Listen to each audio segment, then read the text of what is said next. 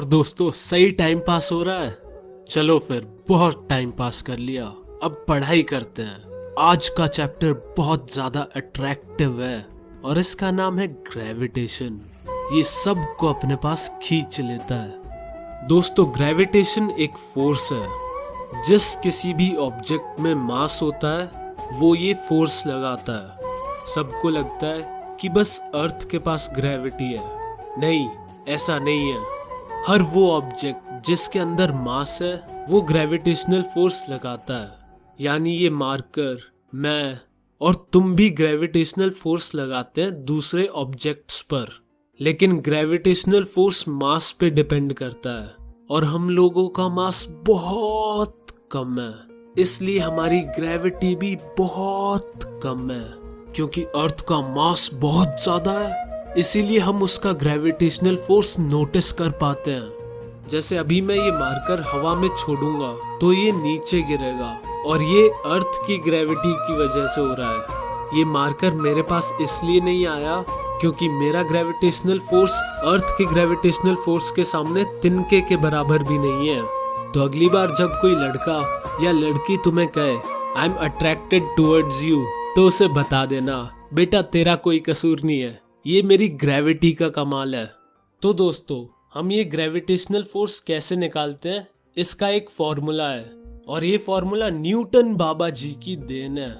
तुम्हें स्टोरी तो पता ही होगी, उसके सर पे एप्पल गिरता है और वो सोचता है कि ये सब चीजें नीचे क्यों गिर रही हैं और फिर वो ग्रेविटी को डिस्कवर कर लेता है। पर यार मुझे एक बात समझ नहीं आई, जब वो टॉयलेट करने जाता था तब भी तो चीजें नीचे ही गिरती थी। तब उसके दिमाग में ये ख्याल नहीं आया कि ये चीजें हवा में क्यों नहीं तैर रही। चलो अब न्यूटन बाबा जी का फॉर्मूला देखते हैं। मान लो दो ऑब्जेक्ट हैं, मास m1 और m2 के, और उनके बीच का डिस्टेंस है d। तो वो जो फोर्स एक दूसरे पे लगाएंगे वो होगा F = G m1 × m2 upon d²। इस फॉर्मूले को हम यूनिवर्सल ग्रेविटेशनल लॉ भी कहते हैं और यहाँ G को हम यूनिवर्सल ग्रेविटेशनल कांस्टेंट कहते हैं और इसकी वैल्यू है 6.673 × 10⁻⁻11। लर्न ना भी करोगे तो भी चल जाएगा क्योंकि क्वेश्चन में हमेशा इसकी वैल्यू दी जाएगी।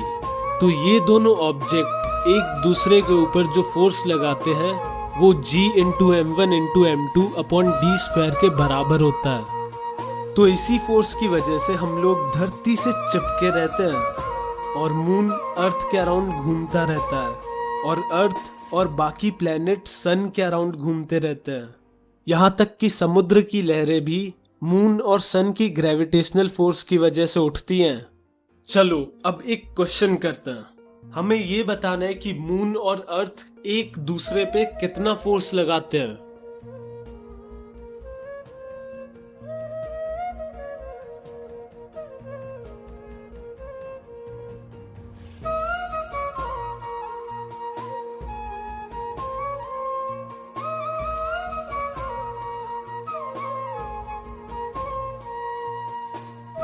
अर्थ का मास है 6 × 10⁻24 kg।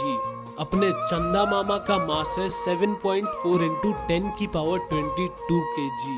इन दोनों के बीच का डिस्टेंस है 3.84 × 10⁸ मीटर्स और G की वैल्यू है 6.7 × 10⁻11 न्यूटन मीटर स्क्वायर पर किलोग्राम स्क्वायर। तो यहाँ सीधा सीधा फॉर्मूला लगाना है, F = G × m1 × m2 upon d²। Values डालनी है, कैलकुलेशन करनी है।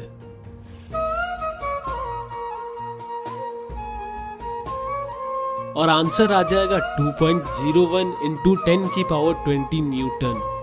यानी अर्थ चंदा मामा जी पे 2.01 × 10⁻20 न्यूटन का फोर्स लगाती है और सेम इतना ही फोर्स मामा जी अर्थ पे लगाते हैं। दोस्तों तुम ये भी जानते होगे कि फोर्स मास इनटू एक्सेलरेशन के बराबर होता है। तो जब अर्थ किसी ऑब्जेक्ट पे अपना ग्रेविटेशनल फोर्स लगाता है तो उससे जो एक्सेलरेशन प्रोड्यूस होती है उसको हम स्मॉल g से रिप्रेजेंट करते हैं। तो हम कह सकते हैं कि mass of object into g equals to g into mass of earth into mass of object upon d square. यहाँ m से m कट जाएगा और g equals to g m1 upon d square हो जाएगा। दोस्तों यहाँ m1 मास ऑफ अर्थ है और d है distance between object and centre of the earth. तो हम ये कह सकते हैं कि ये डिस्टेंस अप्रोक्सीमेटली अर्थ के रेडियस के बराबर ही होगा।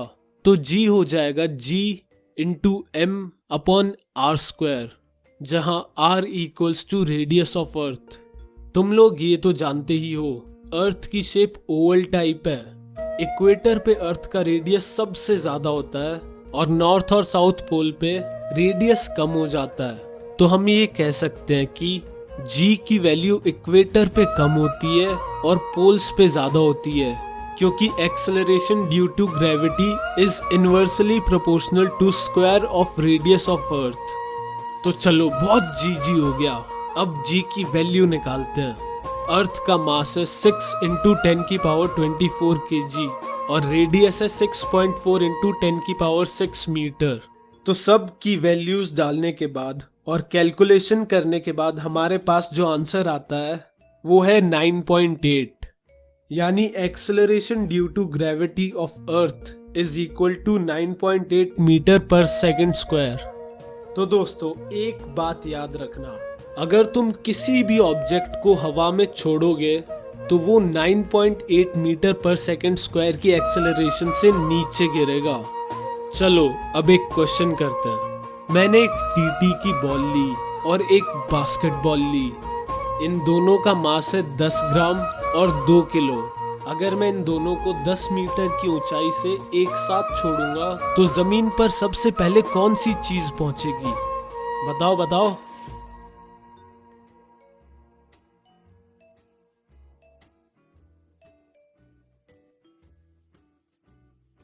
बिल्कुल सही, दोनों चीजें एक साथ गिरेंगी, क्योंकि एक्सेलरेशन ड्यू टू ग्रेविटी दोनों पर सेम होगा, 9.8 मीटर पर सेकंड स्क्वायर। तो दोनों एक साथ नीचे पहुंचेंगे। इनके मास का और नीचे गिरने का कोई लेना देना नहीं है, और ये बात हमेशा याद रखना। चलो अब एक और क्वेश्चन करते हैं। मैंने एक बॉल फेंकी हवा में और वो 20 मीटर ऊंची गई और फिर नीचे आ गई।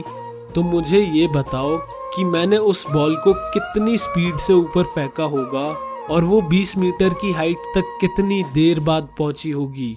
और एक्सेलरेशन ड्यू टू ग्रेविटी को यानी g की वैल्यू को तुम 10 ले लेना।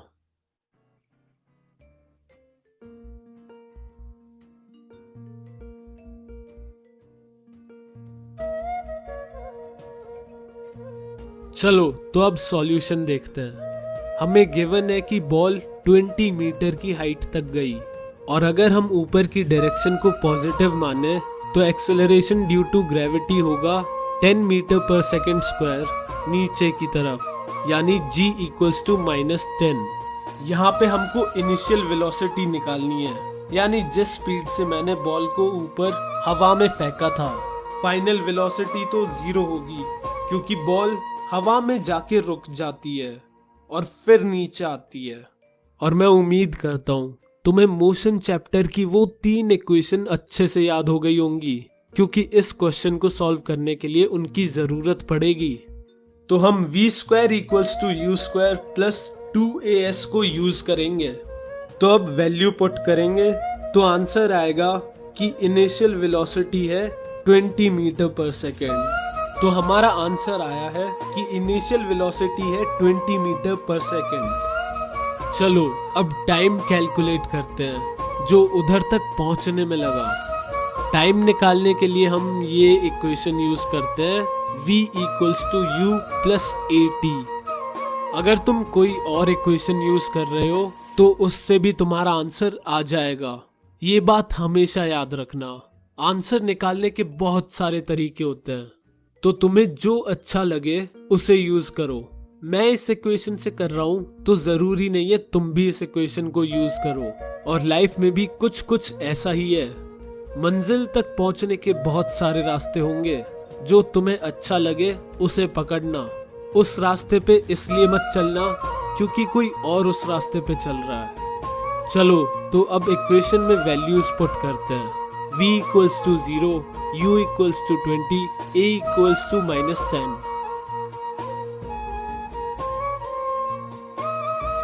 तो अपना t यानी टाइम आ जाएगा 2 सेकेंड। तो 2 सेकेंड में हमारी गेंद 20 मीटर की ऊंचाई तक पहुंच गई। चलो बहुत हो गया, मुझे भी 20 मीटर की ऊंचाई पे जाना है। मेरा मतलब है छत पे जो कपड़े सूख रहे हैं उनको नीचे उतार के लाना है। बाय, मिलते हैं अगले एपिसोड में।